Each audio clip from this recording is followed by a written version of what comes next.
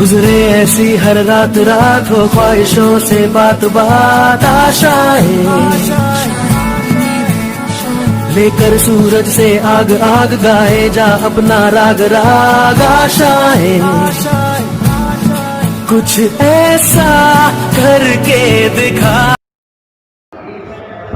Last video में class 12 के मैंने समरी बताई थी लेसन की, या मैंने बताया था सिलेबस के बारे में। तो सिलेबस में टोटल 10 यूनिट बताई थी और उसमें से 5 यूनिट तो आपकी भौतिकी की थी और 5 यूनिट जो थी वो आपकी जूलॉजी की थी। उसके अलावा नेक्स्ट अपन स्टार्ट करते हैं लेसन नंबर फर्स्ट क्लास 12 का बायोलॉजी के अंदर।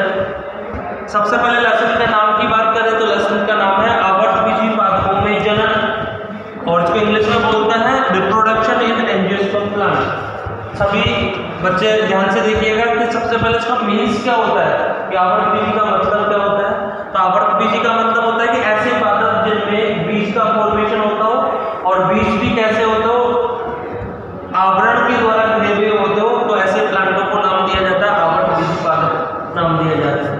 अब इसमें अपन सबसे पहले बात करेंगे इस लेसन के अंदर कि चैप्टर आउटलाइन का होता है। तो किसी भी लेसन को पढ़ने से पहले ये जरूरी होता है कि उस लेसन के अंदर क्या मैटर है। तो उस मैटर को देखने के लिए सबसे पहले मैंने पहला पॉइंट डाल रखा है यहाँ पर चैप्टर आउटलाइन। और चैप्टर आउटलाइन का मतलब बेटा क्या होता है कि उस लेसन के अंदर कौन कौन से टॉपिकों का अपन अध्ययन करेंगे।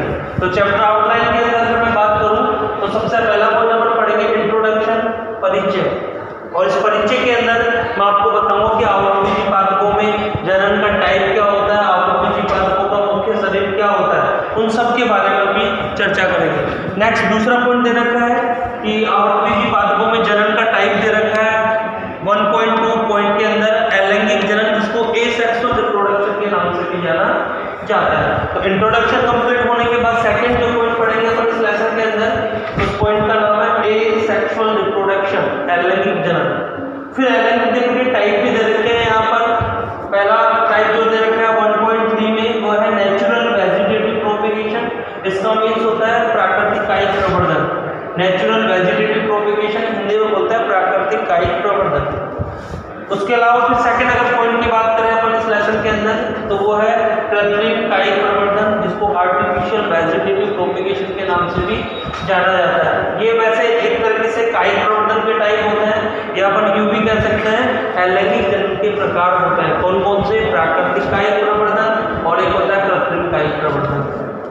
लेसन में इन दोनों में खत्म होने के बाद नेक्स्ट जो चर्चा करेंगे वो करेंगे अपन लैंगिक जनन की, सेक्सुअल रिप्रोडक्शन की।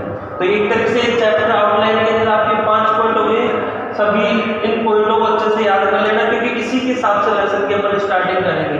तो एक बार वापस रिपीट कर देता हूँ मैं चैप्टर आउटलाइन में। सबसे पहला पॉइंट अपन परिचय की बात करेंगे, इंट्रोडक्शन की बात करेंगे। नेक्स्ट जो पॉइंट है वो है एसेक्सुअल रिप्रोडक्शन, अलैंगिक जनन की बात करेंगे। अगला पॉइंट है प्राकृतिक कायिक प्रवर्धन, और उसके बाद चर्चा करेंगे अपन कृत्रिम कायिक प्रवर्धन की, और लास्ट पॉइंट हो जाएगा सेक्सुअल रिप्रोडक्शन, लैंगिक जनन की बात करेंगे।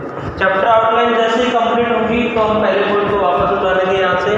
पहला पॉइंट क्या बताया था बेटा, परिचय या इंट्रोडक्शन। अब इंट्रोडक्शन की बात करूँ तो इसको भी समझना बहुत जरूरी होता है, क्योंकि लेसन में जो भी पॉइंट अपन पढ़ेंगे वो यहीं से निकल के जाएंगे इंट्रोडक्शन से।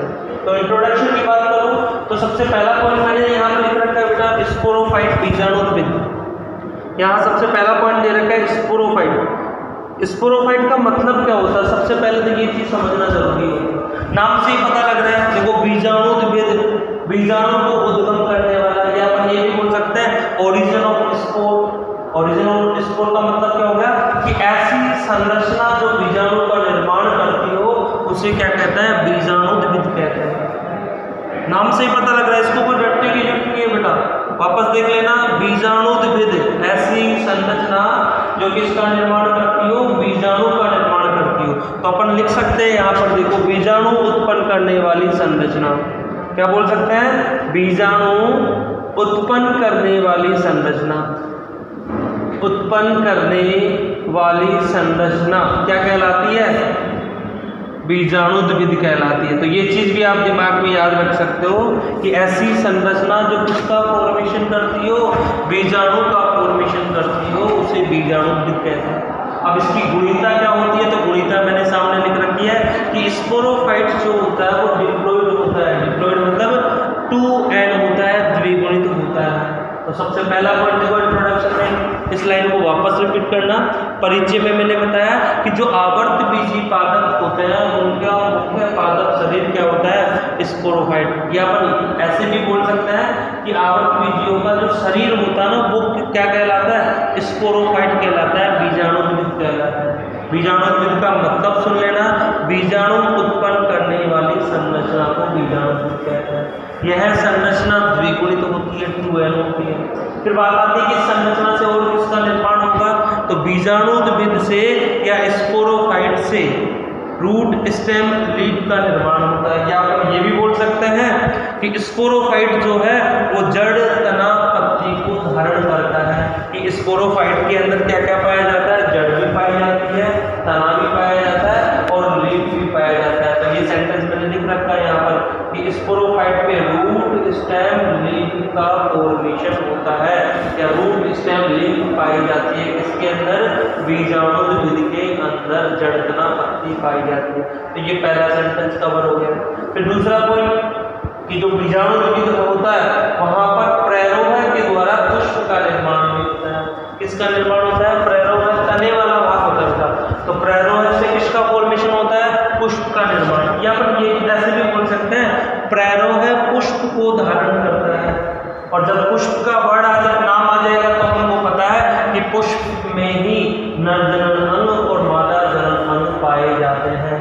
यहाँ पर ये भी बोल सकते हैं कि आवर्त बीजी पादपों में प्रेरोह से पुष्प का निर्माण होता है और पुष्प पर क्या पाया जाता है, पुष्प पर नर जनन अंग पाया जाता है और मादा जनन अंग पाया जाता है। अब बात आती है कि नर जनन अंग किसको कहा जाता है, तो नर जनन अंग पुमंग को कहा जाता है। किसको कहा जाता है बेटा, पुमंग को। और पुमंग को बोला जाता है एंड्रोशियम। क्या कहा जाता है, एंड्रोशियम कहा जाता है। कि ऐसी संरचना जो नर जनन अंगों का निर्माण करती है या नर युग्मकों का निर्माण करती है उसको नर जनन अंग या पुमंग कहते हैं। तो आगे लिख भी रखा है मैंने कि पुमंग पर किसका निर्माण होगा, नर युग्मकों का निर्माण होगा। और पादपों में नर युग्मक कौन होता है बेटा, परागकण। कौन होता है, परागकण। तो एक बार वापस सेंटेंस यहाँ से देख लेना।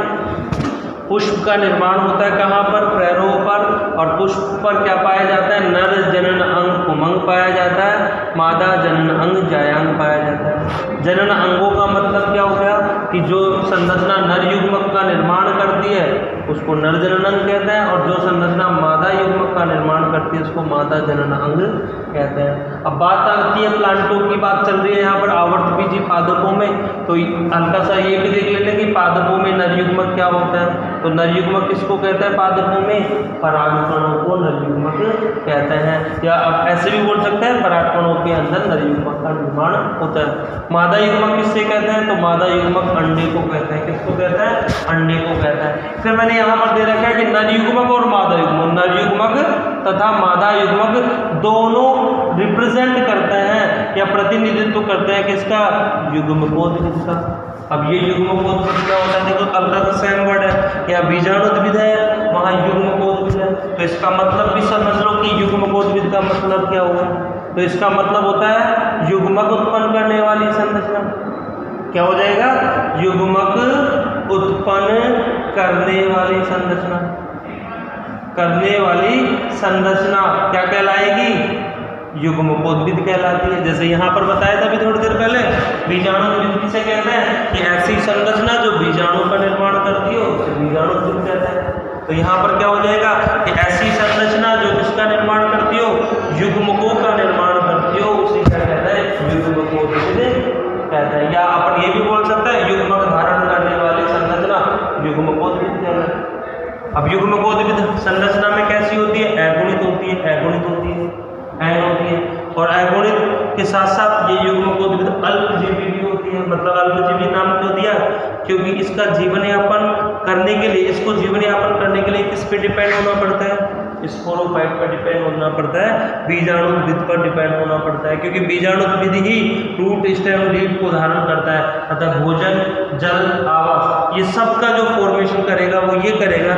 इसलिए भोजन के लिए इसको स्पोरोफाइट पर डिपेंड होना करते हैं। उसके अलावा फिर अपन नेक्स्ट बात करें इसी के अंदर इंट्रोडक्शन में, तो लास्ट पॉइंट आता है इंट्रोडक्शन में कि आवर्तबीजी पादपों में जनन कितने प्रकार का होता है, क्योंकि लेसन का नाम ही क्या है, आवर्तबीजी पादपों में। तो जनन की अगर बात करें आवर्तबीजी पादपों में, तो जनन के 2 टाइप्स होते हैं। कितने टाइप्स होते हैं बेटा? आवर्तबीजी पादपों में जनन के 2 टाइप्स। एक होता है अलैंगिक जनन, इसको एसेक्सुअल रिप्रोडक्शन के नाम से जाना जाता है, और दूसरा होता है सेक्सुअल रिप्रोडक्शन, जिसको लैंगिक जनन के नाम से जाना जाता है। तो ये तो था इंट्रोडक्शन वाला पॉइंट। इनमें सब मैं वापस एक बार रिपीट कर देता हूँ पूरा पॉइंट को बेटा, सब ध्यान से सुन लेना और उसको उतार भी लेना साथ में। लेसन नंबर 1 का नाम दे रखा है आवर्तबीजी पादपों में जनन, और इसमें सबसे पहले मैंने अध्याय रूपरेखा बताई। रूपरेखा के अंदर पहला पॉइंट बताया परिचय, उसके अलावा दूसरा पॉइंट बताया अलैंगिक जनन, तीसरा पॉइंट बताया प्राकृतिक कायिक प्रवर्धन, तीसरा पॉइंट, चौथा पॉइंट बताया कृत्रिम कायिक प्रवर्धन, लास्ट पॉइंट बताया मैंने सेक्सुअल रिप्रोडक्शन लैंगिक जनन। फिर मैंने परिचय वाले पॉइंट को उठा के रखा और उसमें मैंने फिर आपको एक एक चीज क्लियर कर दी कि परिचय में जो आवर्तबीजी पादप है उनका मुख्य पादप शरीर स्पोरोफाइट बीजाणुद्भिद होता है। बीजाणुद्भिद का मतलब होता है बेटा बीजाणु उत्पन्न करने वाली संरचना, और साथ में यह संरचना द्विगुणित होती है, 2n होती है। फिर इसमें स्पोरोफाइट में रूट स्टेम लीफ मतलब जड़ तना पत्ती भी पाई जाती है। उसके साथ ही प्ररोह से पुष्प का निर्माण होता है, और पुष्प नर जनन अंग और मादा जनन अंग को धारण किए हुए होता है। नर जनन अंग से नर युग्मक का निर्माण होता है, मादा जनन अंग से मादा युग्मक का निर्माण होता है। फिर इसके अलावा फिर देखो नर युग्मक और मादा युग्मक दोनों किसको प्रतिनिधित्व करते हैं, किसको प्रदर्शित करता है, युग्मकोद्भिद को प्रदर्शित करता है। इसका मतलब क्या होता है, युग्मक उत्पन्न करने वाली संरचना क्या कहलाती है, युग्मकोद्भिद कहलाती है। युग्मकोद्भिद अगुणित होता है, अल्पजीवी होता है, जीवन यापन करने के लिए इसको किस पर निर्भर होना पड़ता है, बीजाणुद्भिद या स्पोरोफाइट पर निर्भर होना पड़ता है। फिर लास्ट पॉइंट बताया मैंने इंट्रोडक्शन में कि जो आवर्तबीजी प्लांट है उनमें जनन के 2 प्रकार होते हैं। पहला प्रकार है अलैंगिक जनन, जिसको एसेक्सुअल रिप्रोडक्शन कहते हैं, और दूसरा प्रकार है लैंगिक जनन, जिसको सेक्सुअल रिप्रोडक्शन के नाम से जाना जाता है। बाकी फिर बेटा इसके जनन के टाइप्स नेक्स्ट है। गुजरे ऐसी हर रात रात हो ख्वाहिशों से बात बात आशाएं, लेकर सूरज से आग आग गाए जा अपना राग राग आशाएं, कुछ ऐसा कर